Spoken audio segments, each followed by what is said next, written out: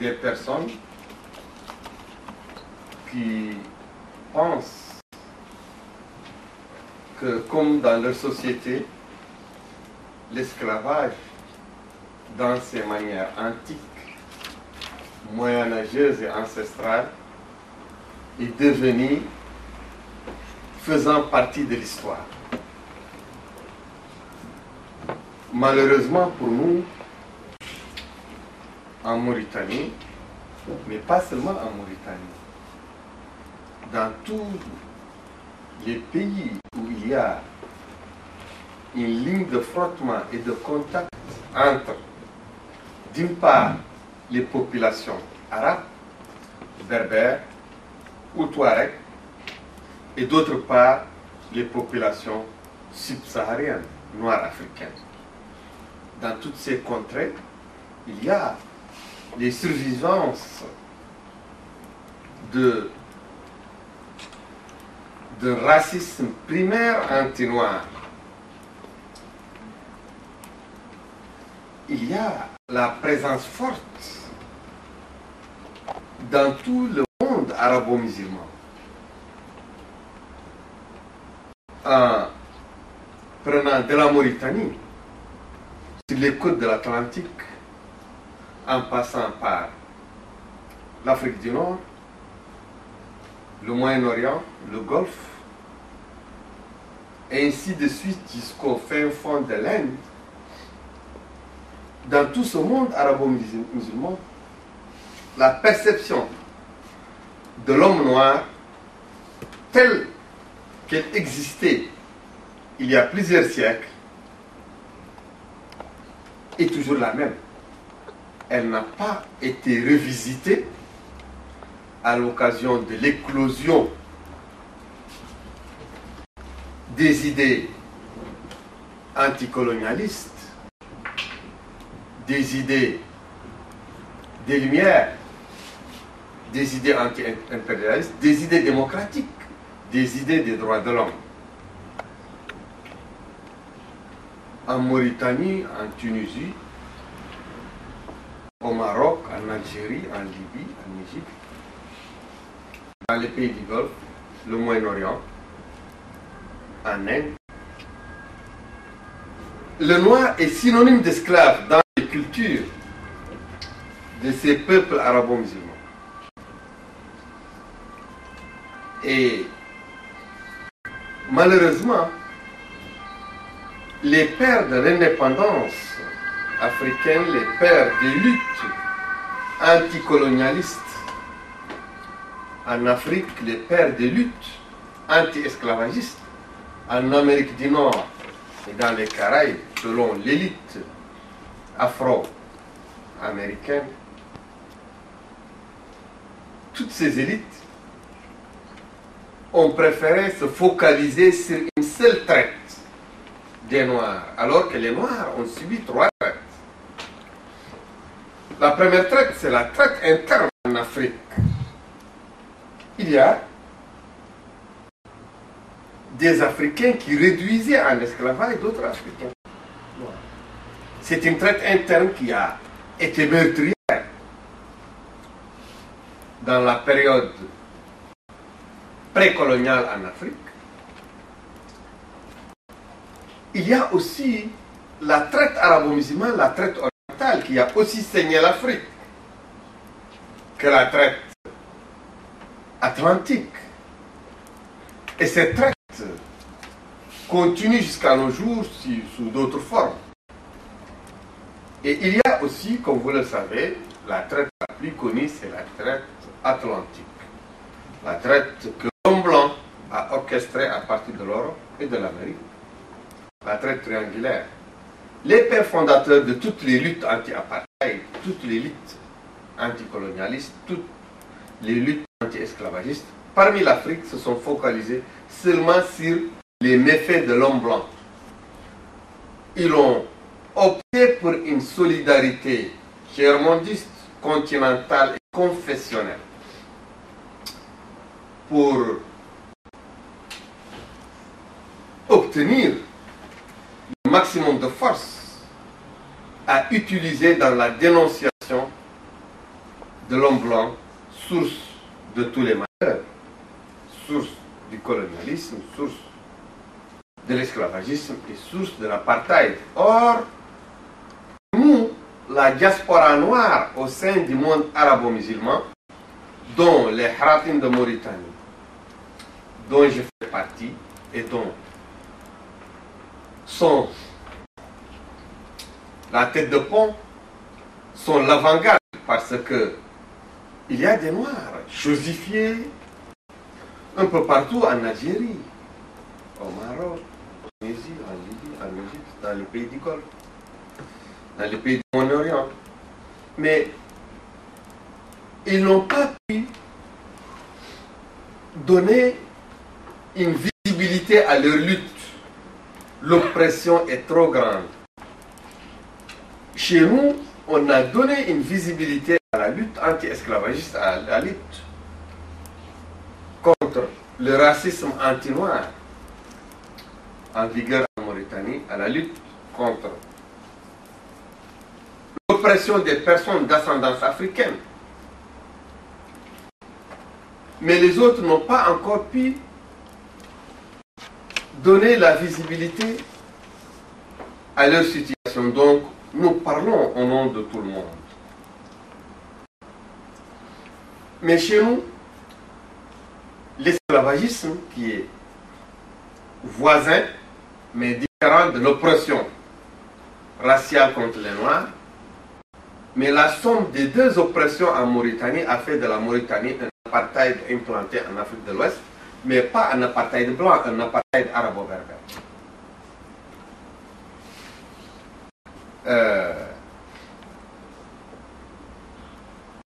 L'esclavage, chez nous, n'est pas un esclavage conjoncturel qui est arrivé à un immigré africain ou asiatique ou sud-américain qui est venu en Hollande, en Grande-Bretagne ou en France, qui n'a pas de papier et qui est exploité par des personnes véreuses. Sa vulnérabilité ne lui permettant pas de se soustraire à leur domination, à leur exploitation. C'est une personne qui était libre depuis toujours, en Afrique, en Asie ou en Amérique latine, mais les conditions, les dangers l'ont poussé à faire l'aventure pour aller en Occident et il est tombé sur l'escarcelle des esclavagistes. Donc ça, c'est un esclavage conjoncturel. Mais chez nous, l'esclavage est un esclavage par ascendance, transmissible par la ligne maternelle, par la ligne de la mère. Et les esclaves chez nous sont des esclaves depuis plusieurs générations. Bon, les esclaves que nous libérons, que vous avez vus ici, les femmes, les enfants et les hommes, ils sont esclaves de naissance, mais leur père, leur mère, leurs arrière-grands-parents et leurs arrière-arrière-grands-parents étaient aussi des esclaves. Et les personnes qui les possèdent maintenant et qui exercent sur eux l'esclavage sont les descendants de personnes qui y avaient aussi la même propriété, le même pouvoir que les ancêtres des esclaves.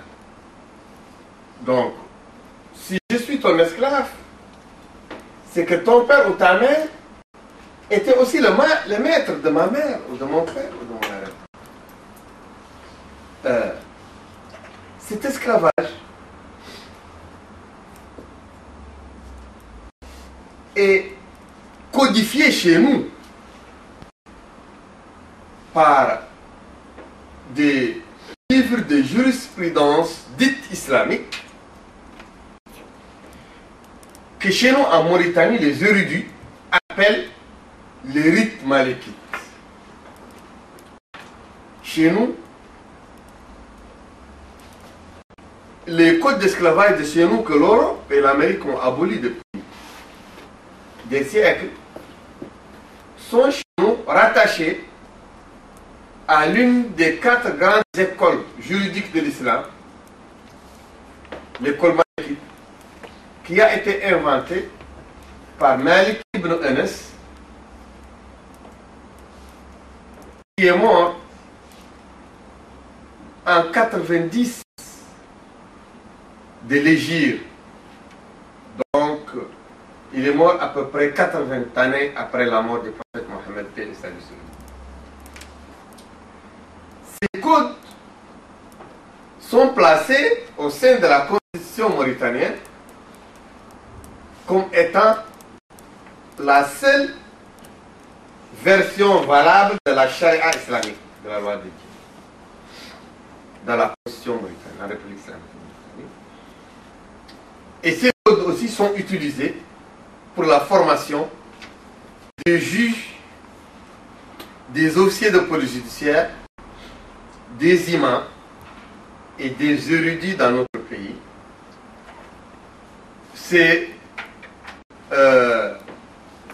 Ce sont des livres considérés comme sacrés en République islamique de Mauritanie. Mais que disent ces livres? Ces livres d'abord, tout de suite, ils catégorisent entre les races. Pour ces livres, l'homme noir n'est pas l'égal de l'homme blanc. Et l'homme blanc veut dire l'arabe ou le berbère. Et ces livres expliquent comment se procurer un esclave. Et parmi les modes de procuration de l'esclave, quand on trouve un noir qui part seul, il n'a pas de famille, les livres disent qu'on peut lui le prendre et le réduire à l'esclavage, que c'est légitime. Ces codes aussi expliquent que l'esclavage, les esclaves noirs sont des propriétés privées sur lesquelles s'exercent tous les attributs de la propriété privée que vous connaissez ici chez vous, quand vous possédez une voiture, une maison ou de l'argent. Bon, un esclave que vous possédez, vous pouvez le vendre, vous pouvez le louer, vous pouvez le gager, vous pouvez le céder. C'est votre propriété. Vous pouvez le châtier, vous pouvez le castrer. Quand un garçon esclave est beau, les livres disent qu'il est un danger pour la pureté du sang. Donc il faudra le castrer pour que les filles et les femmes du maître ne puissent pas faire avec lui une aventure sexuelle si elles le désirent. Donc il faut le castrer pour prémunir le sang pur de ce qu'ils appellent les blancs, les beydans. Chez nous, le peuple arabo-berbère, ils se nomment eux-mêmes les blancs. Comme les Afrikaners du temps de l'Afrique du Sud, du temps de l'apartheid en Afrique du Sud, s'appelaient les blancs. Ou comme le Ku Klux Klan de KKK aux USA pendant les années de violence contre les Noirs, les années de lynchage, eux aussi s'appelaient les blancs. C'est les trois catégories d'idéologie que j'ai répertoriées dans l'histoire où un groupe de personnes utilise le mot blanc par opposition au noir pour justifier une oppression, pour justifier des égalités.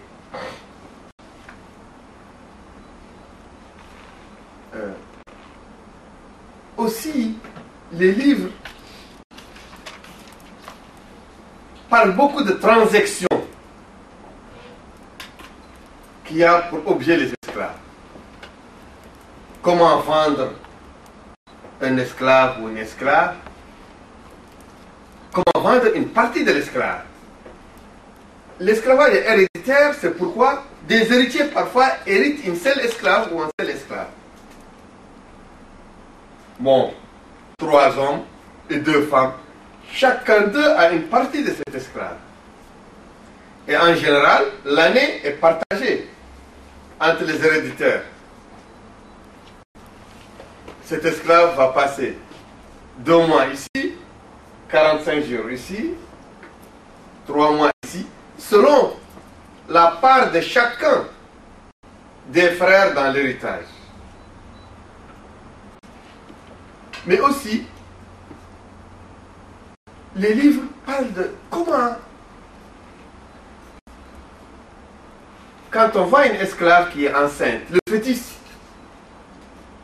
et pour qui? Est-ce que c'est pour celui qui achète ou celui qui vend? Les fœtus esclaves aussi, dans les livres esclavagistes en Mauritanie, dans les codes noirs, sont objets de transaction. Et la femme esclave a un rôle particulier parce que c'est elle qui pérennise, c'est elle qui reproduit les cheptels humains des esclaves. Et c'est très bien vu qu'on donne comme cadeau une fille esclave à un nouveau foyer. Il y a beaucoup de filles que j'ai libérées ici, certaines sont apparues dans le film, qui ont été données en cadeau de mariage pour la fille du maître qui vient de se marier. Bon, il faut lui donner une fille pour que la fille produise des esclaves pour les enfants qui vont venir, pour que la lignée puisse se doter de main-d'œuvre servile. Ceci est très ancré parce que au sein de la communauté arabo-berbère, il est dégradant et source de déchéance, de dégradation, qu'un homme, mais surtout une femme, travaille avec la main. Les travaux manuels sont mal vus, très mal vus dans la société arabo-berbère. Ils n'existent pas.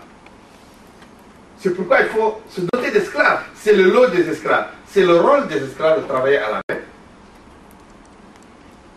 Et c'est pourquoi, même les travaux ménagers, faire la cuisine, faire la vaisselle, faire le linge, faire le thé, c'est indigne d'une fille ou d'une femme arabo-berbère de le faire. Et c'est dégradant pour l'homme qui la marie. Les gens vont raconter, sa femme, elle travaille. Je ne sais pas, dans vos valeurs, c'est dans le système de valeurs, le code d'honneur. La vraie valeur, c'est quand quelqu'un ne touche rien avec sa main, ne travaille pas avec sa main. Surtout une femme. Et c'est pourquoi il faut avoir des esclaves, reproduire des esclaves. Et aussi, il y a un mode de reproduction des esclaves. C'est que dans le code d'esclavage de chez nous, la femme esclave, comme l'homme esclave, sont la propriété du maître, mais la femme esclave, son corps est la propriété. Et la propriété de son maître. Donc, les livres stipulent, les articles du Code noir en Mauritanie, le Code d'esclavage, disent qu'un maître, il a le droit de disposer, d'utiliser sexuellement toutes les femmes qui sont ses esclaves. Abstraction faite de leur nombre. Même si le nombre c'est 1 million, 2 millions, il a le droit de les utiliser tous. Abstraction faite de leur nombre, de leur âge, à n'importe quel âge, il a le droit d'utiliser. 6 ans, 7 ans, 8 ans, 10 ans, 50 ans, 40 ans, c'est son droit, il prend quand il veut.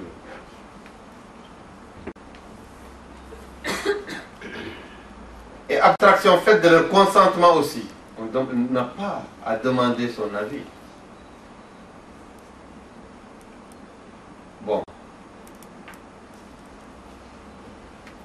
Les gens qui dirigent la Mauritanie sont très policés. Ils sont très instruits, c'est les personnes qui dirigent la Mauritanie. Le groupe arabo-berbère, Et ils connaissent, ils ont lu toutes les lois que les Nations Unies ont faites, les conventions internationales. Et ils jouent un rôle, un jeu de dissimulation vis-à-vis de la communauté internationale. Ils ratifient toutes les lois contre l'esclavage. La loi sur le droit des femmes, sur la violence contre les femmes. Mais toute ratification est accompagnée d'une réserve, ils écrivent, sous réserve de la charia islamique. Les fameux réserves que beaucoup de pays réfractaires aux droits de l'homme inscrivent au bas de leur signature. Mais cette réserve de la charia veut dire que le code noir que je décris ici, en cas de conflit avec les lois modernes, les lois sur l'esclavage, que la Mauritanie, le gouvernement mauritanien a adopté sur recommandation des Nations Unies, en cas de conflit entre la loi moderne, la loi internationale et le code noir, qui veut dire la charia dans l'entendement du gouvernement, le code noir supprime la charia islamique en cas de conflit. C'est pourquoi vous avez toujours entendu qu'il y a la Mauritanie a criminalisé l'esclavage et considère l'esclavage comme crime contre l'humanité, donc passible d'une peine allant jusqu'à 30 ans de prison. Mais vous ne voyez pas les esclavagistes aller en prison. Ce sont les anti-esclavagistes qui partent en prison pour des peines allant jusqu'à 15 ans de prison. C'est une duplicité.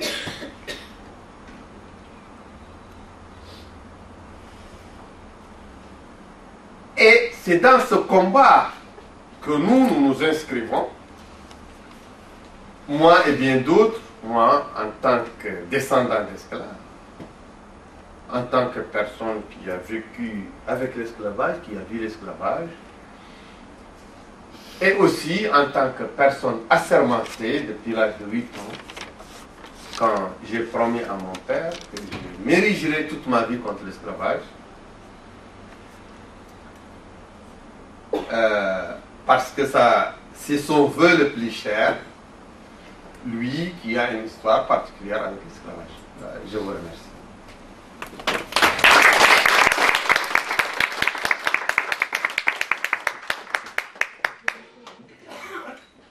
Peut-être que nous sommes curieux de savoir un peu l'histoire de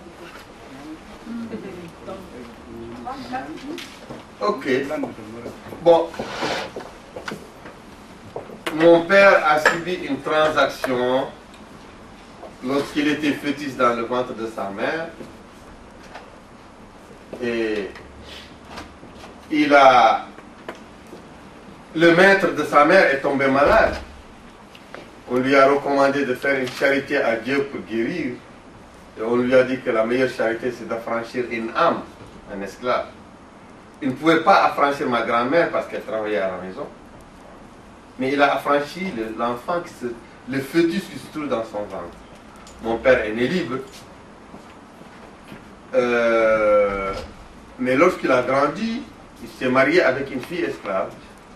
C'était vers la fin des années 40. Et il en a eu 2 enfants. Mais il a voulu amener son épouse et ses enfants avec lui au Sénégal, à Dakar, parce que en ce moment, Dakar était une ville faite par les Français. Il y avait le mieux-être. Et non, mais sa femme et ses enfants ont été vendus. Et le juge musulman l'a débouté. Mais aussi le commandant français. Et lorsque moi j'ai eu l'âge de 8 ans, j'étais à l'école, il m'a mis à l'école. Et un jour, il y avait un esclave que je connais, il est à côté de nous, il s'appelle Mohamed, un esclave d'une famille arabo-berbère. Il est venu, il avait faim, il était mal habillé. Ma mère lui a donné à manger, il lui a donné des habits, il a mangé, il s'est rassasié, il s'est endormi. Après, son maître est venu avec un gourdin, le chercher, il a commencé à le battre violemment. Et lui, il ne se défendait pas. Et son maître l'a amené. Lui, il était fort, son maître était faible, mais il ne s'est pas défendu, il s'est soumis. Il l'a suivi. Et moi, j'ai posé la question à ma mère, mais j'ai dit, pourquoi Mohamed ne se défend pas? Mohamed, c'est l'esclave. Face à terre, terre, c'est le maître. Elle m'a dit, il est enchaîné, mais j'ai dit, comment il est enchaîné? Je ne vois pas de chaînes ni dans ses mains ni dans ses pieds. Elle a dit, ce sont des chaînes idéologiques et religieuses. Parce que les érudits, l'église musulmane de chez nous, c'est ma mère qui parle, elle enseigne aux esclaves qu'ils doivent se soumettre à leur maître, sinon Dieu va les brûler dans l'enfer éternel. Et la société est contre tout esclave qui se rebelle contre Dieu. Donc, qui se rebelle contre les maîtres, se rebellent contre Dieu. Ils ont peur de la sanction de la société, mais ils ont aussi peur de la sanction de Dieu. Parce que la société assimile leur rébellion à une apostasie, à une sortie de l'islam. Et elle m'a dit, c'est pourquoi il se soumit. Et mon père qui était à côté, il m'a pris, m'a tiré. Il m'a dit, tu sais pourquoi je t'ai mis à l'école? J'ai dit, mais non. Il m'a dit, je t'ai mis à l'école. Et il m'a raconté son histoire avec l'esclavage. Que sa mère était vendue plusieurs fois comme esclave. Et que lui, il est né libre parce que son maître voulait guérir une maladie. Et qu'il s'est marié avec une fille esclave, il en a eu 2 enfants, et que son épouse et ses 2 enfants ont été vendus. Et que lui-même a résisté matériellement et mentalement contre l'esclavage durant toute sa vie, mais qu'il n'a jamais pu développer des connaissances, c'est-à-dire n'a jamais étudié, appris, pour qu'il puisse développer une résistance idéologique, une lutte idéologique, intellectuelle contre l'esclavage. Et il m'a mis à l'école pour développer cette lutte. Il pensait que les gens en ont besoin, parce que les marabouts qui détiennent les livres, le savoir musulman, continuent à légitimer l'esclavage. Voilà.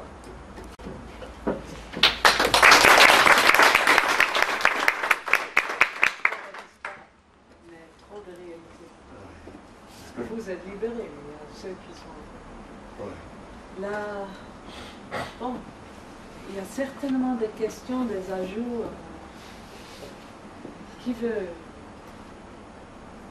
demander des questions ou bien raconter une histoire ou...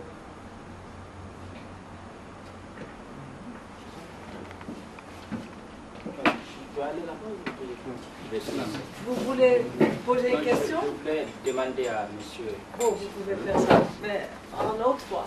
Ok. Bonjour, moi c'est Sadio Diallo.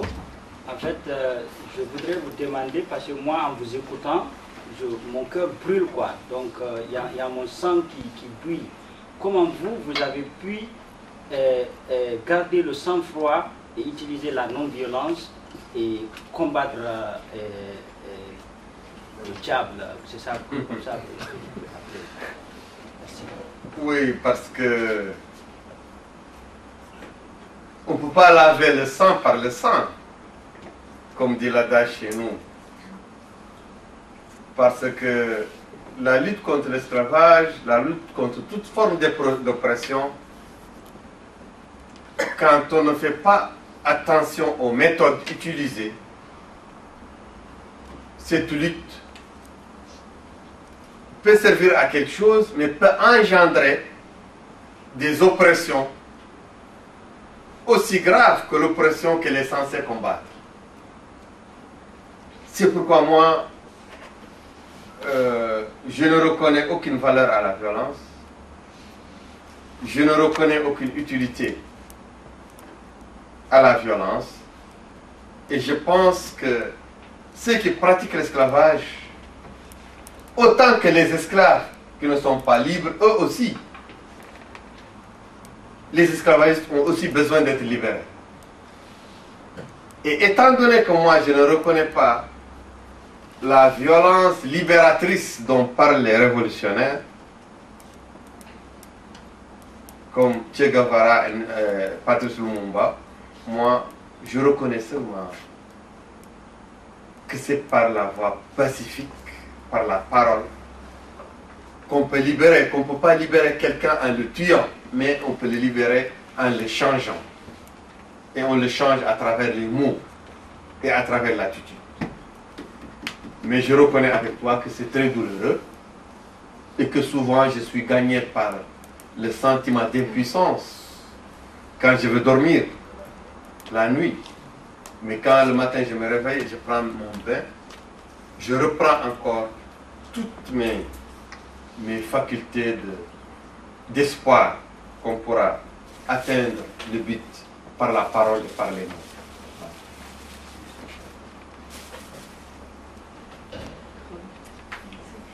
J'aimerais savoir, peut-être aussi.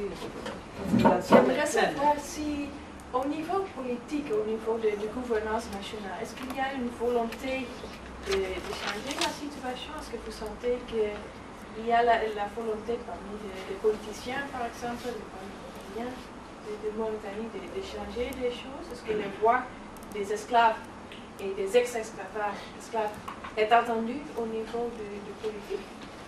Non. Vous pouvez répéter la question parce que je pense qu'il y a des gens qui n'ont pas répondu. Ah, ils n'ont pas écouté. Elle a dit, est-ce que la classe politique de chez nous et le gouvernement, est-ce qu'ils sont sensibles à cette question et est-ce qu'ils ont la volonté de régler cette question? Je lui ai dit tout de suite non. Non, parce que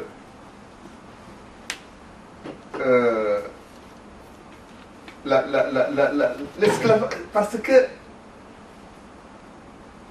pour moi, pour vous, c'est un problème. Pour les gens de chez nous, c'est banal. C'est normal. Ce qui n'est pas normal, ce sont les gens qui s'opposent, qui dénoncent l'esclavage. C'est pourquoi ceux qui font l'esclavage sont en sécurité, en paix, mais ceux qui le dénoncent sont toujours en prison. Et comment promouvoir un changement à ce niveau-là? Oui, voilà, c'est ce que nous, on s'est attelé à faire en travaillant sur 3 axes. Le premier axe, c'est la subversion idéologique et religieuse. On détruit les chaînes dont ma mère m'avait parlé. Les chaînes qui avaient arrimé Mohammed, costaud et fort, jeune, à se soumettre aux coups violents et injustes d'un maître faible et méchant. Lâche aussi. Il faut détruire ces chaînes. Et dans cette œuvre de subversion idéologique, nous avons utilisé un discours, une démarche, c'est ouvrir une guerre totale et frontale avec le clergé de la société qui dirige la société. Et cette bataille, elle s'est déroulée depuis plusieurs années et nous l'avons remportée. Et parmi les points forts de cette bataille, c'est l'incinération volontaire, publique et symbolique de ces livres qu'utilisent ces clergés et qui font leur force. La destruction des livres a créé un déclic au sein des communautés d'esclaves et d'anciens esclaves, a créé une rébellion contre ce qu'ils appellent le rite malékite chez eux. Et voilà, il y a maintenant une soustraction totale des populations à ce jour. Seule maintenant la violence de la police, de l'État, qui interdit notre organisation, qui interdit nos rassemblements, qui interdit nos discours à la télévision, à la radio, c'est ça qui permet à l'ancien modèle idéologique de se maintenir. Parce que nous, on nous efface. Il y a un écran entre nous et les populations, mais quand même, il y a beaucoup d'avancées à travers, vous pouvez comprendre, à travers les grandes manifestations, les grandes rébellions, à travers aussi, toujours l'État mauritanien obligé chaque année de faire 2 ou 3 procès pour les militants de Irak. C'est-à-dire que le mouvement est vigoureux et continue à se maintenir. Il y a aussi la création d'un grand mouvement de droit civique. Avant nous, lorsqu'on a voulu... Oh, moi j'étais à SOS Esclaves. Et c'est une organisation assez petite. Le président était en train de parler ici. On a décidé qu'il faut que la lutte, que les populations s'approprient la lutte. Pas seulement l'élite. C'est pourquoi il y a maintenant des masses populaires dans l'Irak qui se battent quotidiennement contre les esclavagistes pour leurs droits. même si l'État est toujours, la justice est toujours du côté des plus forts, du côté des esclavagistes. L'autre aussi versant, l'autre paramètre, c'est l'internationalisation de la lutte. C'est pourquoi on a sorti la question de l'esclavage de l'intérieur de la Mauritanie pour la placer dans les podiums des Nations Unies, du Sénat américain, du Parlement européen et de la Commission africaine des droits de l'homme et des peuples, et bien dans beaucoup d'autres podiums internationaux. Oui. Moi d'abord, je vous encourage par rapport à votre combat et que je vais dire que je vois qu'en Mauritanie, la population noire est de 50% et que jusqu'à maintenant, il y a un problème. Ça veut dire que les médias jouent un rôle. Comment pouvez-vous faire pour médiatiser votre combat, pour que les Noirs savent que c'est des êtres humains comme les autres et qu'ils doivent aussi résister par rapport à tout ce qui se passe dans le Sénégal? Je te rectifie pour dire que les 50% de la population mauritanienne sont seulement les Haratines, les populations d'esclaves et descendants d'esclaves. Il y a 30% des autres ethnies noires, que sont les Peuls, les Soninké, les Wolofs et les Bambara. Et les Maures font, les Arabo-Berbères font moins de 20% de la population mauritanienne. Donc il y a plus de 80% de Noirs en Mauritanie. Et sur tous ces Noirs s'exerce un apartheid, une discrimination d'État orchestrée, organisée par l'État. Bon, je pense que les médias sont dirigés par l'État. Et toutes les personnes qui parlent comme moi sont interdites de parler dans les médias là-bas. Bon, ce problème encore n'est pas résolu. Nos moyens de communication restent toujours des moyens très, très limités.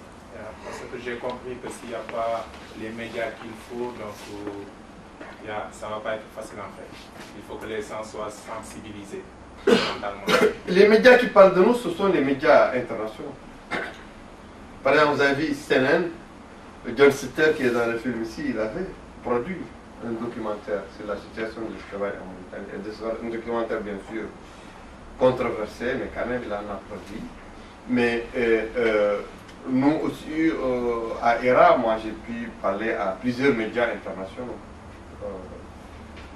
Des journaux, des télévisions, des radios, mais aussi il y a beaucoup de grandes organisations internationales comme Amnesty International, Anti-Slavery, Freedom House, la CAT, beaucoup d'autres qui parlent de nous régulièrement à travers des communiqués de presse.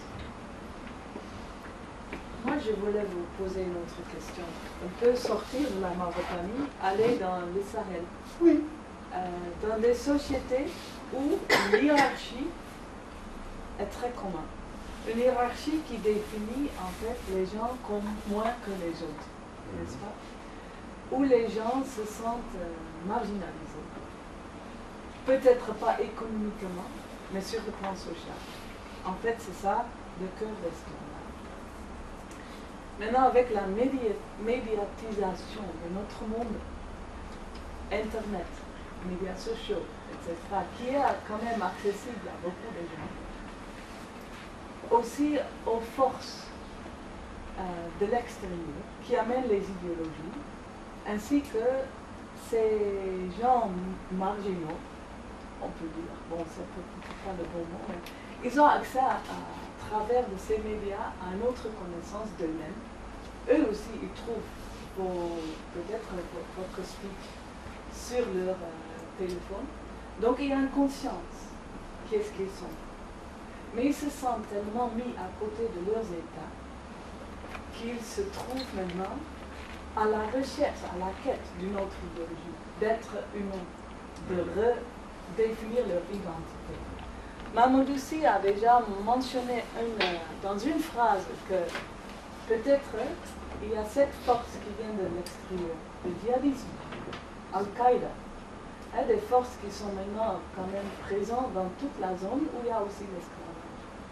Est-ce que ces groupes, en cherchant leur identité, sont aussi un groupe qui se sentent attirés par ces autres idéologies? Non, moi je vois que le djihadisme est venu au secours des groupes dominants esclavagistes qui sont mis en difficulté par des mouvements comme le nôtre, par des idéologies comme le nôtre, par les idéologies gagnées à la liberté, à l'égalité, les idéologies universalistes, que les djihadistes et les esclavagistes considèrent comme des idées venant de chrétiens et de juifs ennemis de l'islam. Par exemple, quand un ministre du gouvernement mauritanien parle de moi, il ne dit pas que je suis un militant anti-esclavagiste. Non, il dit que je suis un ennemi de l'islam. Il ne dit pas que je suis allié aux organisations des droits de l'homme. Il dit que je suis, non, il dit que je suis allié à l'Occident chrétien croisé. Il ne dit pas que je suis avec l'international des faibles, des dominés de par le monde. Non, il dit que je suis une 5e colonne des juifs qui veulent m'utiliser comme un cheval de Troie pour éventrer la société musulmane de l'intérieur et la détruire. On pense que les esclavagistes et les pouvoirs esclavagistes, les pouvoirs des groupes dominants dans les sociétés du Sahel ont pour meilleur allié Al-Qaïda, Boko Haram et Daesh. C'est pourquoi lorsque le mouvement anti-esclavagiste était très fort en Mauritanie, Aziz a fait des alliances avec les djihadistes qui sont devenus dans son pouvoir, des membres de son pouvoir. Et c'est pourquoi il a contre nous, il utilise l'islam contre nous. Pour nous combattre, lui, il utilise l'islam obscurantiste comme l'islam de Daesh. Parce que lorsqu'on a incinéré les livres, on a été accusé d'apostasie, qui est passible en Mauritanie de la peine de mort. L'apostasie, c'est le reniement de l'islam. C'est quand quelqu'un quitte l'islam. Il est apostat. Et lui, Aziz, dans son combat contre nous, il a repris cette accusation qui était tombée en désuétude depuis des siècles. Ça ne marchait pas. Personne, aucun dirigeant musulman ne l'utilisait, mais lui, il l'a utilisé contre les anti-esclavagistes. Bon. Je pense que les esclavagistes assimilent l'esclavagisme à l'islam. Être contre l'esclavage, c'est être contre l'islam. Être avec l'esclavage, c'est être avec l'islam. C'est pourquoi eux et les... Parce que ce que j'ai décrit maintenant, comment on vend les esclaves, c'est la même manière que Daesh, en Syrie et en Irak, ils vendent les Yazidis, c'est la même chose. Et quand un ministre mauritanien parle de l'esclavage, s'il veut être progressiste, s'il essaye vraiment de se défendre, ils disent non, l'esclavage n'existe pas chez nous, parce que l'islam même a aboli l'esclavage. Avant l'islam, il y avait plusieurs manières pour avoir des esclaves. Mais il dit, l'islam a fermé toutes les portes pour avoir des esclaves, sauf une seule porte. Et quelle est cette porte? C'est quand vous avez face de vous un non-musulman. Ça, vous pouvez le réduire en esclave. Mais les musulmans, vous ne devez pas le réduire en esclavage. Et ça, ils le disent jusqu'à maintenant. Et les gens qui le disent, ils viennent ici à l'Union européenne recevoir de l'argent, de l'aide européenne. Alors que pour eux, pourquoi ils n'ont pas réduit les Européens en esclavage? Parce qu'ils n'ont pas la force. Pour eux, demain, quand ils sont plus forts, quand ils ont la force de l'Amérique ou de l'Europe, pour eux, ils doivent vous prendre et vous vendre comme les Yazidis. C'est une idéologie qui est là. Et que les ambassadeurs européens ne dénoncent pas. Pourquoi dire que nous, pour vous, les Haratim, vous êtes des musulmans, on ne vous réduit pas en esclavage? Parce que vous êtes des musulmans. Seulement, on doit réduire en esclavage les non-musulmans.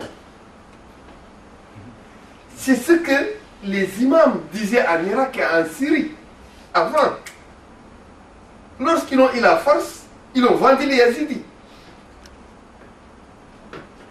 Bon, moi je pense que les gens doivent combattre le mal à la racine.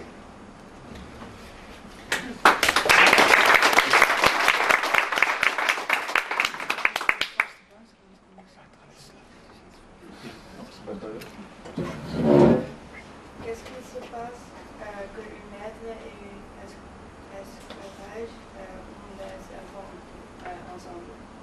Est-ce que l'enfant a une esclavage ou non? S'ils ont un enfant, les maîtres, quand ils utilisent sexuellement son esclave femme, quand ils ont des esclaves, qu'est-ce qu'il y a? Qu'est-ce qui se fait? Bon, je vous donne le ministre de la Justice de la Mauritanie actuellement. Il s'appelle Brahim Oueddada. Il est très méchant contre les anti-esclavagistes. C'est lui, depuis qu'il est devenu ministre, c'est là où il y a les grands procès contre Ira, les lourdes condamnations et beaucoup de tortures. Lui,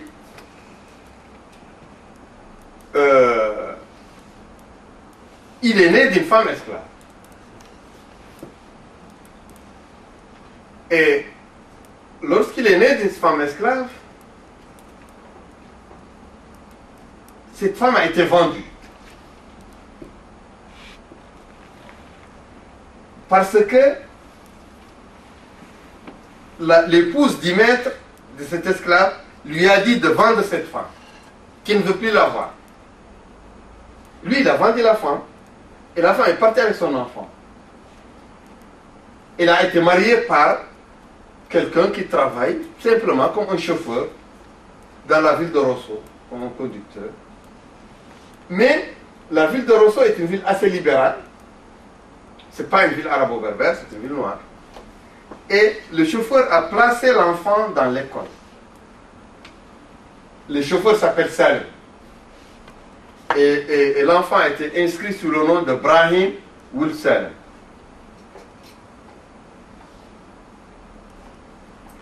Et il a étudié, il est devenu un avocat, il s'est enrichi.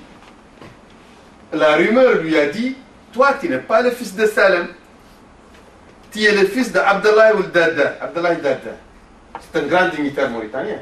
Abdallah Dada, il fut ambassadeur dans plusieurs pays, dont la France, et son père était le premier président de la République islamique de Mauritanie, Mokhtar Ould Dada. Lui, l'avocat, est allé demander à l'ambassadeur de le reconnaître comme étant son enfant. L'ambassadeur l'a insulté, l'a chassé. Mais toi, sale esclave, tu n'es pas mon enfant. Lui, il est allé porter plainte au tribunal. Il y a eu un procès célèbre. Au cours du procès, il y a eu beaucoup de témoignages concordants que lui, il est le fils du monsieur. C'est pourquoi le tribunal a rendu un jugement que lui, il est le fils d'Abdallah, que Brahim Ould Dada n'est pas le fils de Salim, mais le fils d'Abdallah Dada. Mais son père, sur les papiers, n'a jamais accepté ce jugement.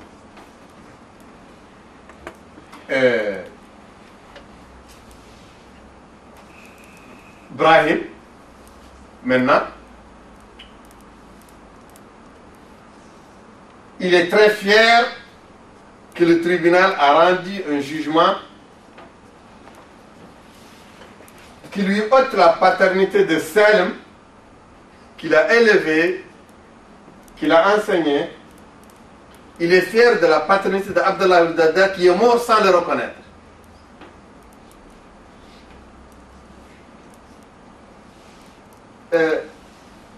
Les femmes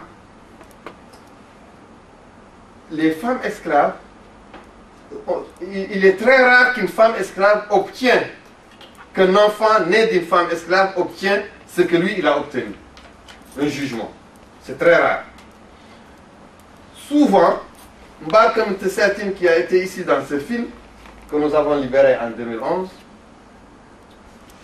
elle avait 3 enfants. Mais elle disait qu'elle ne connaît pas qui est le père de ses enfants.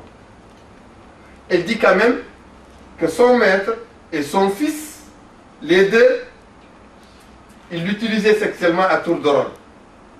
Il dit quand même, mes enfants, c'est entre les deux. Mais il ne peut pas déterminer qui.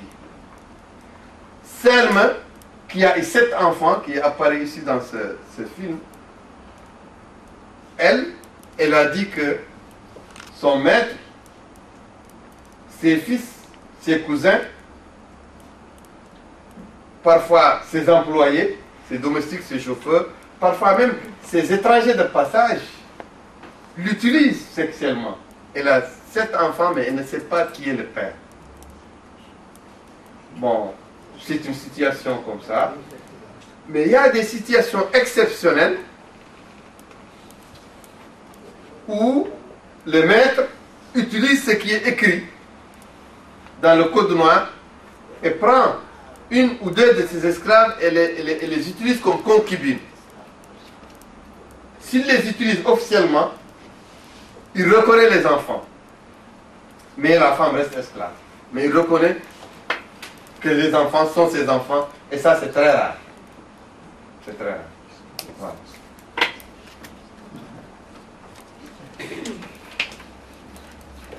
C'est good. Oui, bon, question. I'm going to say it in English because I think I understand. Non, mais... Yeah, Vas-y, maybe you peut-être. can translate. Ouais, ouais. That's right. Okay. Thank you very much for the talk. And my question is, would you please elaborate on the Maliki doctrine on slavery and how it is utilized in Mauritania? Because if I understand what you are talking about, they are based in their law on Islam to enslave or to continue with slavery in Mauritania. Donc d'abord, merci pour votre discours et ensuite... Explain. Could you explain what he talked about? But what you said was exactly what he explained. So it's... You understood it correctly. I understood it Yes. correctly. Yes. Okay, can you give reference please so that we can go and read more? Qu'est-ce qu'il dit? Est-ce que vous pouvez donner des références De quoi? qui expliquent l'utilisation de l'islam dans la perspective? Yeah, I'm giving some text, Biram Barnett, some years ago. Okay. That are some books that justify slavery. Okay. So, Il a donné les références. Ok. C'est bon. C'est bon. Bon, s'il n'y a plus de questions immédiates, on peut aller au 3e étage. Parler de l'esclave, ils ont droit à l'école. Non, justement, tous les esclaves n'ont pas le droit au papier d'état civil ni à l'école. Voilà. Ils n'ont pas de papier d'état civil. Ils peuvent pas voter. Hmm? Ils peuvent pas voter. Non. Madame? Si, si. J'ai une demande à faire. Est-ce qu'il y a des mouvements, vous avez parlé des mouvements, qu'il y en a aussi, à part de votre mouvement qui est spécifique sur la question de l'esclavage. Il y a d'autres mouvements politiques en Mauritanie.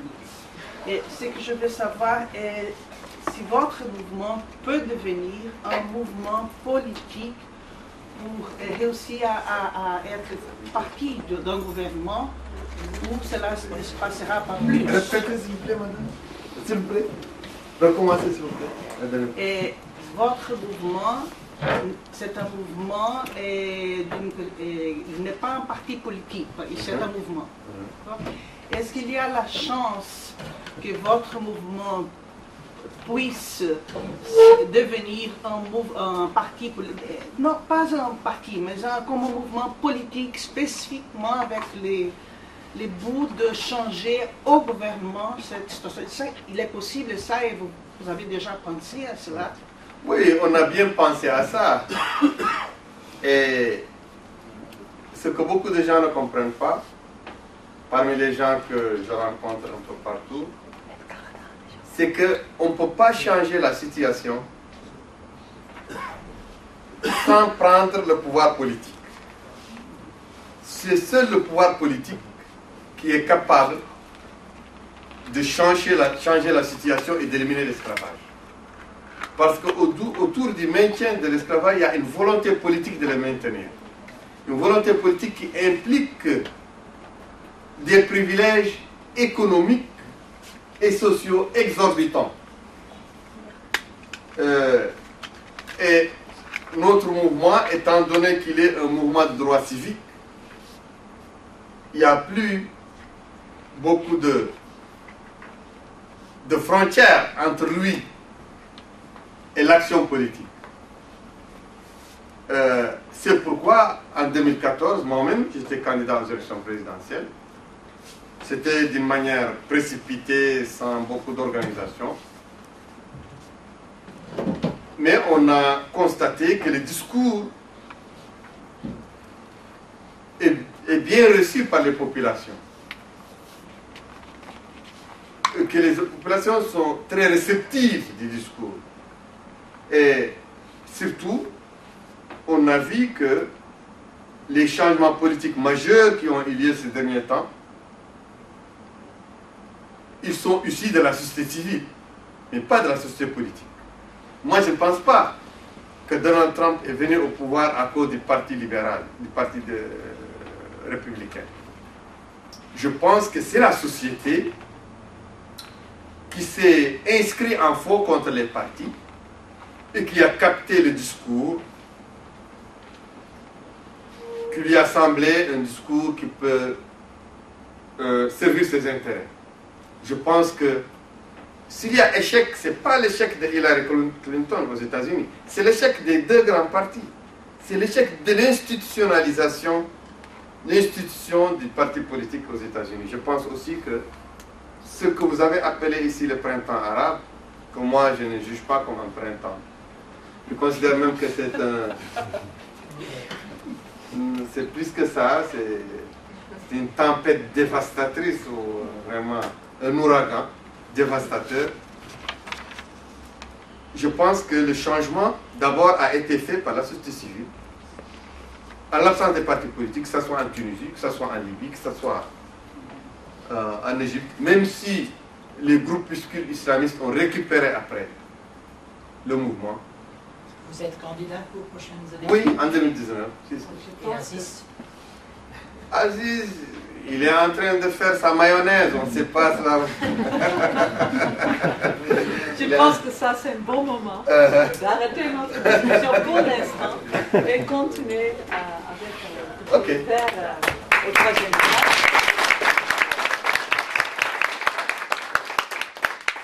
Merci à vous aussi d'être venus.